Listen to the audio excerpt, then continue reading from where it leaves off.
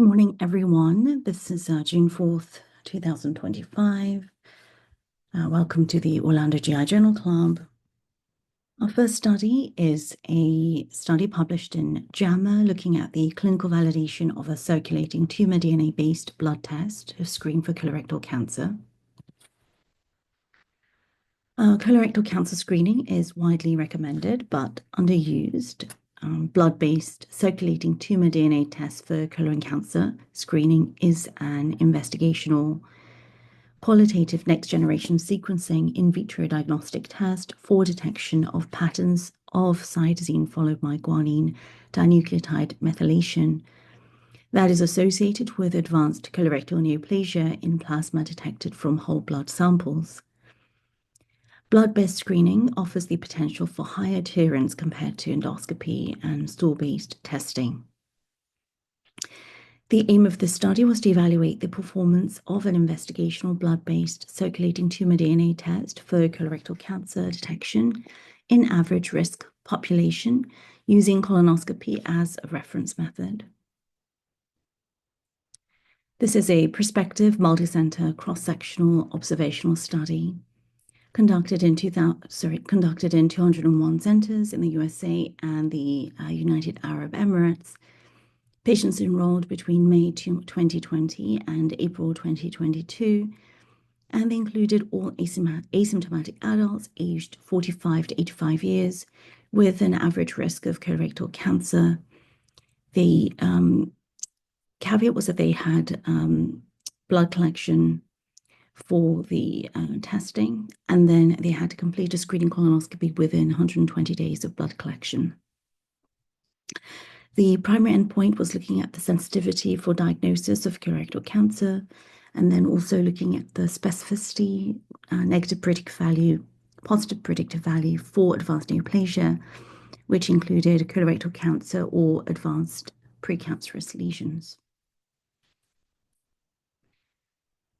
In total, 48,995 patients were enrolled.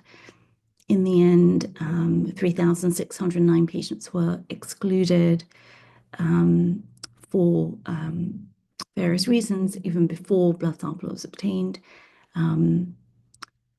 Another 16,264 were also excluded even before the clinical validation cohort. After blood sample was obtained and colonoscopy was performed in 29,122 patients, 1,275 patients were excluded due to colonoscopy problems, and 837 patients were excluded due to problems with the blood sample, which resulted in 27,010 patients who were evaluated in the study. In the 27,000 evaluable cohort of patients, the mean age was 58 years, and there were more females than males in this study, and the most common population in terms of race were Caucasians. Now, looking at the specificity and sensitivity data for colorectal cancer and for detecting advanced precancerous lesions, these were the results. So if you're looking at the sensitivity, so sensitivity basically means that if you take everyone who has the disease, so in this case, colon cancer or advanced precancerous lesions, how many of those patients with the disease will test positive?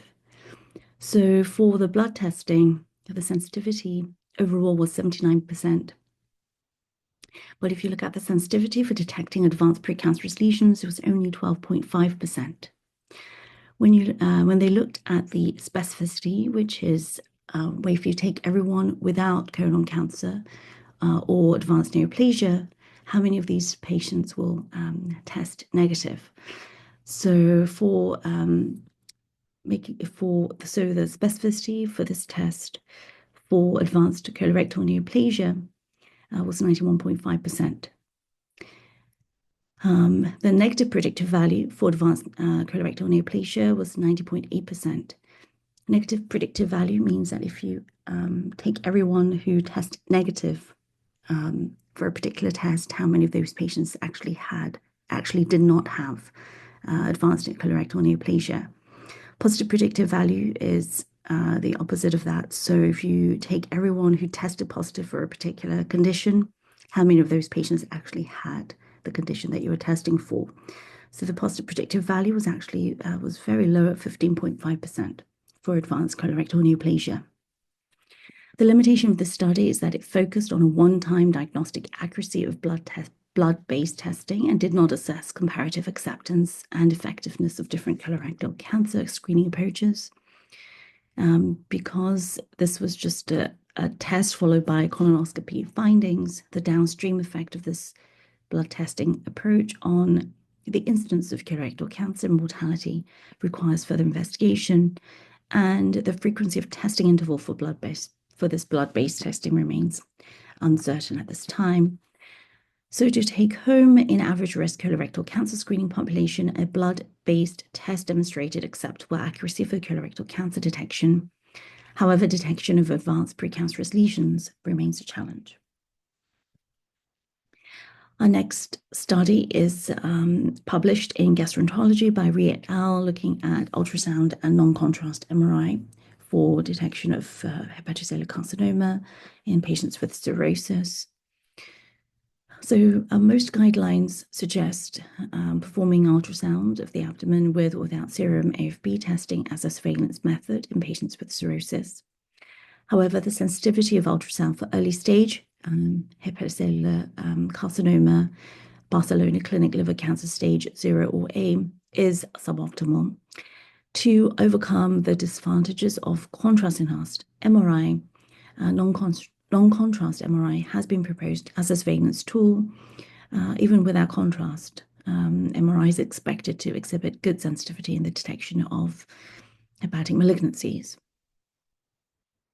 So the aim of this randomized trial was to compare ultrasound and non-contrast MRI in the surveillance of hepatic malignancy. This was a randomized trial that was non-blinded, performed at a single center in South Korea. Patients were enrolled from June 2015 to November 2017. Patients enrolled were aged 20 to 70 years with liver cirrhosis, Child-Pugh class A with no history of liver cancer or other recent malignancy. And patients were randomized to receive up to 10 semi-annual surveillance using ultrasound or non-contrast MRI with serum AFP testing. And the primary endpoint was the detection of hepatocellular carcinoma. Barcelona Clinic liver cancer stage 0 or A tumors. So a total of 416 patients were screened for eligibility. 207 patients enrolled in the ultrasound group, 207 patients in the MRI group. They had a dropout of 68 patients in ultrasound and 49 patients in the MRI group. If you look at so some more of the kind of the outcomes after the patients, 207 in each group underwent surveillance exams using ultrasound or MRI. Liver cancer was detected in 23 patients in the ultrasound group. False positives, which resulted in referral, was 46 patients in the ultrasound group. In the MRI group, liver cancer was detected in 25 patients with false positives in 11 patients. So this is the patient demographics and baseline clinical information on the patients enrolled in this randomized trial. The median age in ultrasound was 58 years and the MRI group was 57 years. Because this is South Korea with the main etiology of cirrhosis being hepatitis B, not surprisingly, 85% of patients had hepatitis B cirrhosis in the ultrasound group versus 83% in the MRI group. The total bilirubin, the median was 0.9 in ultrasound, 0.9 in the MRI, and the Child-Pugh score was 5 in 98% of the ultrasound group, 99% of the MRI group. Now, looking at the rate of false positive referrals and detection rate of hepatocellular carcinoma in ultrasound and MRI, the rate of false positive referral rate was significantly higher in the ultrasound group at 3.1% versus 0.7% in the MRI group. However, if you look at the detection rate of liver cancer, there was no significant difference in the overall detection rate of liver cancer at 8% for ultrasound, 12% for MRI.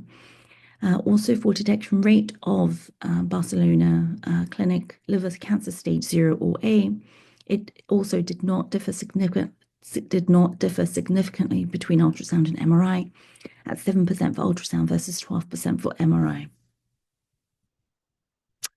Next, the staging of cancer at initial diagnosis. As you can see, the 64% of liver cancers in MRI group were Barcelona Clinic liver cancer stage 0 in 64% and 26% was stage 0 in ultrasound group. The size of the largest liver cancer on dynamic imaging was 17 millimeters in MRI, 25 millimeters in the ultrasound group. Macrovascular invasion was seen in 13% of liver cancer detected in ultrasound, 0 in MRI group, and there were no extrahepatic metastases in any of the liver cancers in the MRI group versus 1 patient in the ultrasound group. Regarding the initial treatment of liver cancer once diagnosed, resection was able to be performed in 57% in the MRI group, only 29% in the ultrasound group, and then curative initial treatment was achieved in 83% in the MRI group and 38% in the ultrasound group. The limitation with this randomized trial is that enrollment was conducted without risk stratification at a single center in South Korea, where hepatitis B is the dominant etiology, and therefore the authors postulate that validation is required in patient groups with various etiologies and those with severe cirrhosis. They also had a significant number of patients lost to follow-up, 60 plus patients out of 207 patients in each group. So the take-home point of this randomized trial is that non-contrast MRI is a better alternative to ultrasound for surveillance of cirrhotic patients, offering earlier stage at initial diagnosis and lower false positive referral rates. We're going to keep it short this week. I'm sure everyone has a busy day, so we'll wrap up. In an average risk colorectal cancer screening population, a blood-based test demonstrated acceptable accuracy for colorectal cancer detection. However, detection of advanced precancerous lesions remains a challenge. Non-contrast MRI is a better alternative to ultrasound for surveillance of cirrhotic patients, offering earlier stage at initial diagnosis and lower false positive referral rates. Our next monthly GI Journal Club, it's on July 2nd, 2025. Thank you so much for joining us this morning. Please have a wonderful day, week and month. I'll try and do the same. Thank you. Bye.